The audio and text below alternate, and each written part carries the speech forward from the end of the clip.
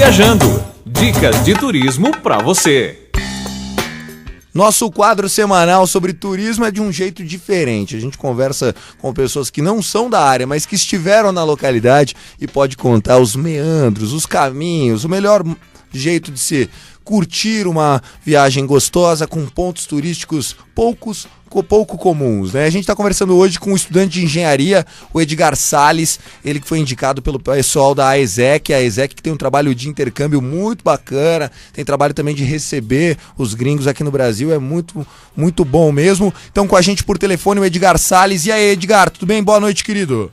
Boa noite, Thiago, tudo bom? Maravilha, você esteve em Moscou, na Rússia, cara, verdade? Isso, verdade mesmo. Quanto tempo, que ano que foi, como é que foi? Então, eu fui no começo desse ano mesmo, agora em janeiro e fevereiro. Fiquei 2 meses por lá, passando frio. Muito frio, né? Muito. Até porque você pegou o inverno dos caras. Sim. E Moscou, a primeira visão que eu tenho quando falam Moscou é o Kremlin, claro, né? É o cartão postal, mas mais do que isso, né? Eu penso em um monte de lada andando na rua, aquela garoa eterna, tudo muito escuro, muito cinza, aquela visão mais comunista. Isso aí já é passado? Então, a visão escura ainda existe muito lá no inverno. O sol não aparece, é bem raro, muita neve.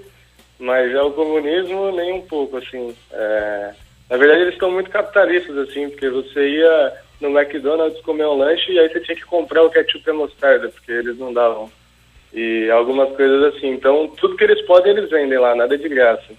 E é uma economia mega emergente, né? Sim, sim. E a cultura da população, eles são mais frios, como parece, porque os jogadores de tênis russos, os caras têm tudo cara de mal, né, aquela coisa, ou eles são hospitaleiros? Como é que é a galera lá? Então, que nem brasileiro nunca são, né? A gente aqui no Brasil é muito caloroso, assim, isso fica bem evidente quando até você pra passar a mão na fora. Carteira, né? É verdade. Mas eles são um pouco frios, sim, mas eles são bem atenciosos, assim, então sempre que você precisava de ajuda para encontrar algum ponto turístico ou para comprar alguma coisa, eles passavam todas as informações, sempre bem preocupados, mas não era aquela receptividade que a gente está acostumado aqui no Brasil, né? Antes da gente falar dos pontos turísticos, das meninas, dos bares, aquela coisa que interessa, uma curiosidade, quando você falava que era do Brasil, qual era a primeira pergunta ou a reação mais comum? Qual é a visão deles do Brasil? Cara, lá a primeira coisa que eles falavam era a Copa do Mundo. Por incrível que pareça, era sempre isso. E aí teve até uma vez que eu tava numa lojinha de souvenir lá, e aí o cara perguntou de onde a gente era, a gente falou que era do Brasil, aí ele colocou a música lá do Michel Teló pra tocar lá no celular dele. Assim você me mata, aquela nossa... Sim, essa Praga, mesmo. né? Praga, até em Moscou. Sim. Bom, vamos lá, dicas de turismo. Fora o Kremlin, que deve ser maravilhoso, o que mais tem pra fazer lá? Sim. Então, uma coisa que eu tive a oportunidade de conhecer lá, principalmente por estar em contato com o pessoal local, foram alguns parques imensos que tem lá em Moscou. E a história da maioria deles, pelo menos de 3 que eu fui visitar, é que eram casas de campo de antigos czares lá da Rússia. E, bom, os parques não eram tão bonitos assim no inverno, porque era tudo branco, os lagos congelados, mas eram parques imensos que tinham construções muito bonitas também, várias igrejas, e o Kremlin também, não só o Kremlin em si, mas a Praça Vermelha de uma maneira geral, é um lugar muito bonito para ir visitar, e dentro da Praça Vermelha eu tive a oportunidade de conhecer o Mausoléu do Lenin, que também foi uma das experiências mais fantásticas que eu tive em termos de turismo lá. Sim, o Lenin, que foi o pai da Revolução Russa, né? Sim. Mas só para a gente contextualizar para o nosso ouvinte, que às vezes não conhece uma palavra ou outra, o que você está dizendo então é que as casas de campo dos czares, né? O czar lá que é o chefe de Estado, ou foi o chefe de Estado, não sei se... hoje é o presidente, né? Não sei se tem ainda a figura do czar. As casas de campos deles hoje são parques de tão grandes. Isso. Não, mas é bem antigo mesmo, de czares bem antigos, e eles tinham essas casas de campo que eram palácios imensos que eram a casa deles, e aí eles tinham as igrejas particulares deles, os lagos, e aí depois de um tempo isso acabou virando um ponto turístico mesmo e viraram parques. Muito bacana. E a night? Como é que é a night lá? As meninas? Você chegou a pegar balada? Como é que é? Sim, eu tive a oportunidade de sair algumas vezes lá. O engraçado lá é que, muito diferente do Brasil, a maioria das baladas não tem, você não precisa pagar para entrar, e também não existe esse lance de consumação aí, né? Mas aí o problema é que eles têm o que eles chamam lá de face control. Então os seguranças ficam na porta e eles simplesmente barram quem eles querem. Sim, igual é na gringa, nos Estados Unidos é assim, muito assim. Então. E aí teve vez que eu fui na mesma balada, na sexta e no sábado, na sexta eu não entrei, no sábado eu entrei.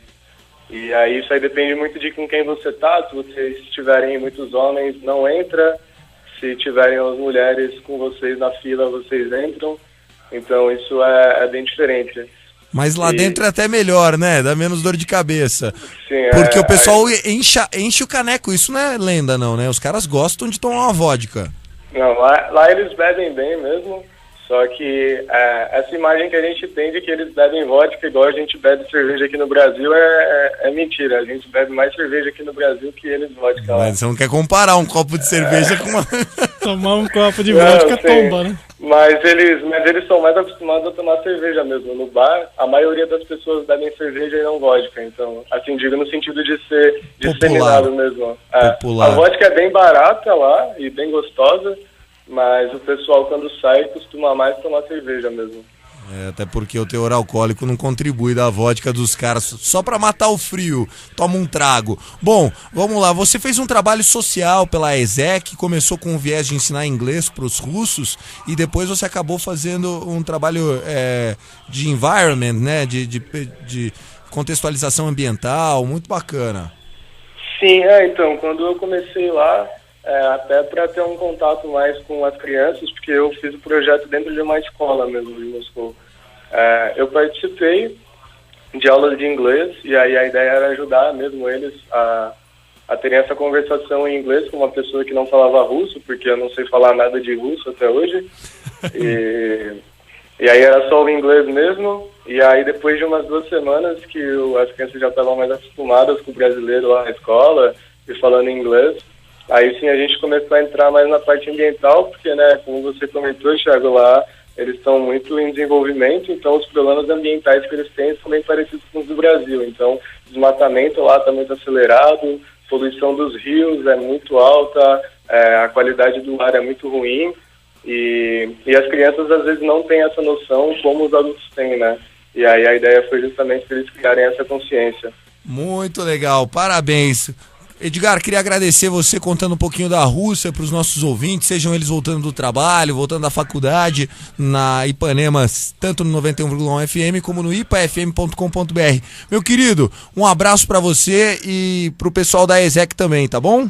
Valeu, Thiago, um abraço. Valeu, esse foi o Edgar Salles no quadro Viajando, contando um pouquinho sobre essa capital europeia, muito fria, mas que tem coisas bacanas pra fazer. Então já sabe, né? Se estiver na Rússia, procura ir no meio do ano, porque pelo menos o sol é um pouquinho melhor. Se deixar pra ir no final do ano, no começo, até dezembro, até fevereiro, vai pegar neve pra dedéu. 10h42, vamos de som. Um beijo pra Marina.